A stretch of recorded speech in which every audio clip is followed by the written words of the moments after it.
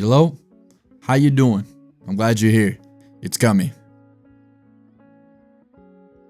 There are moments in your life where you're not going to have anybody to guide you. There's going to be decisions you have to make without any manual or cautionary tale to influence the choice you make. The idea that your decision may be the wrong one can lead to questioning your own purpose or your path. You can't cower behind old experiences or other people's lives in order to determine what decision is right or wrong for you. You got to take that leap one way or another. The number one piece of advice that I tell my friends, my coworkers, and most importantly myself in moments like this is to trust your gut. For some reason, your intuition knows what's best for you. Sadly though, most people negotiate with themselves and fall back on what is familiar or safe. Their lack of confidence in themselves turns into a lack of trusting their gut feeling. And who can really blame us for thinking like that? Who could blame us for not trusting our gut feeling? Now, don't get me wrong, some of our knee-jerk reactions can lead to negative consequences. Our fight or flight parts of our brain may lead us to overreact or underreact, but there's still parts of our brains that are subconsciously leading us to choose a healthy path, full of opportunities that could better ourselves. How many times have you thought about picking up a new habit or a new hobby? Your intuition may be leading that charge. Then, all of a sudden, the idea of your busy schedule comes rushing in. The possible negative outcomes make their entrance, and then social expectations or outcomes plant the seeds. Seeing all of this, you decide to go against your gut and your intuition. So with this video, I hope to spark some inner monologue with yourself on how you can combat the idea that your gut feeling, your intuition, your natural instinct may actually be the mentor you're scared to listen to.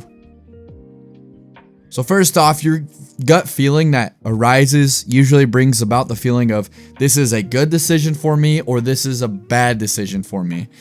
It seems pretty black and white at first, but in our reality, nothing is truly simple as black and white. We diminish the idea that we cannot make a decision based on our filter of something being simply bad or good for us. It seems too simple. On the surface, it seems that our instincts are too plain and simple to be true, right? But our instincts have continuously been gaining new experience, new data points, and new ideas on how to deal with decisions that arise. Gary Klein, author of Sources of Power, How People Make Decisions, wrote about this idea of recognition prime decision making. So this idea, this concept, explains the phenomena on how experts use gut feelings built of years of experience to make fast, correct judgments under pressure. Now sure, there are going to be times within these situations that may not lead us to success. You could have moments that your gut leads you straight to failure. But the only thing that you gain as you grow older is experience. And all these past experiences of decision making seem to create a log of some sort that your subconscious stores for later usage. So when a certain moment in your life begs a decision, your subconscious is already calculating based on past experiences. We are unaware of this at times, and we deem it as, is this what I really want? That questioning of that idea leads us down a rabbit hole we get pretty lost in. So instead of questioning it, trust your experience. Trust your gut if it's saying to do one thing or another. Mainly because your subconscious has already done a lot of the calculating for you. It may swing and miss. Because by no means you're going to live mistake-free. You're not going to bat 100%. But that mistake still has a possibility to lead to more successful calculation in the future. Along with storing those decision-making moments, your subconscious is taking in way more information than you realize. Along with storing those decision-making moments, our subconscious is taking in way more information than you actually realize. It's believed that your subconscious is taking millions of bits of data every second thanks to all the senses our body has. Those bits of data get filtered through and through to what's most important to you. Now, here's the kicker, is that our conscious, not our subconscious, our conscious mind can only process a mere 40 to 50 bits of data per second. Deliberate decisions seem to take a big strain on coming back to the memory, but our gut feeling is our subconscious trying to cast its vote. Not only that, our subconscious is usually way more organized thanks to that filtering process it takes, because our brain categorizes into patterns, once again, without us knowing. So that's why when your gut feeling is telling you, I should do this, or something's off, your brain is matching the current moment with past experiences. It isn't just a natural wonder that your gut instinct usually predicts outcomes. It's taking those millions of points of data into account. You then make that decision, and then your conscious mind somewhat catches up to that decision. Don't underestimate your brain and your experiences, as it's always collecting data without you even being aware of it. Lastly, a reason that may go under the radar due to wishy-washy connotations surrounding it is your emotion. Yes, usually basing decisions on your emotional state isn't a great idea. Lots of tactics nowadays tend to encourage you to detach from your emotions. While yes, sometimes these moments of emotion-based decision-making can lead to irrational choices, we shouldn't totally dismiss them.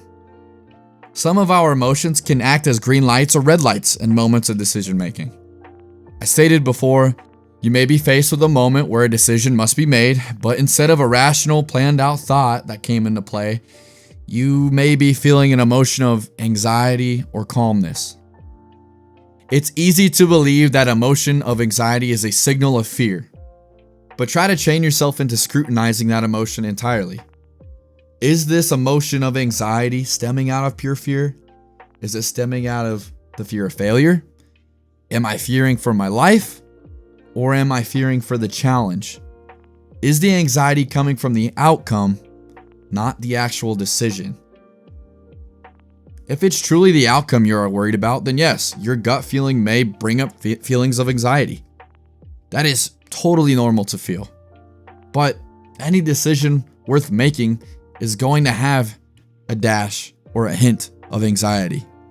You almost have to ask yourself, is this feeling of anxiety worth not even making a decision? Anxiety could come from the fear of not knowing the outcome. If you trust your gut and make the decision, the outcome may exactly be what you hope for, nor the complete opposite. We can't guarantee how it's going to go. That isn't how life works. However, no matter the outcome, your anxiety shouldn't be the final determining factor. If it is, then you're blocking yourself from gaining experiences for those future decisions. When I reflect on my life, although 26 years in, I gotta say some of the best moments and decisions of my life came from trusting my gut. I trusted my gut when I chose colleges. I thought I wanted to go to a school closer to home, smaller in size, but I ended up visiting a school further away in a huge student population. And once I got done with that visit, my gut was telling me to go to this big school. I didn't know how it would go, but something about all of my past life experience was telling me that this decision was to go to this specific school, and I felt that it was the right one. And my gut was 100% right. I look back at that decision as a life-altering moment, and I have zero regrets. Even those gut decisions I made and, swung and miss on, I could definitely say that they helped my life move in a positive direction. My gut, my intuition has led me to mistakes. It's led me to hurtful and thoughtful actions. It's led me to negative relationships. I understand that and I own that. And while those experiences were painful, those moments are only helping the trust your gut equation for future decisions. I see how they factor in my present life. And I'm still working at this skill of trusting my gut. When it comes down to it, I invest heavily into what my intuition is presenting right away. Sure, my decision may lead me to a moment of crash and burn, but I'm starting to learn that I don't need to chalk it up as a loss. I gotta have a perspective shift of letting it be a gain in my life experience. I let that negative choice or outcome lead me to a better path in the future, a better calculation. So if you ever have a moment of decision making and your intuition, your gut feeling is screaming at you, don't dismiss it. Welcome it. Negotiate with it. Have some confidence in your gut decision. I can't guarantee that's going to lead to nothing but bliss and success, but I can guarantee that you're going to gain something out of it. Either it is a positive experience or it's just a lesson learned. Nonetheless, you took a step. And the result may not and probably will not be immediate.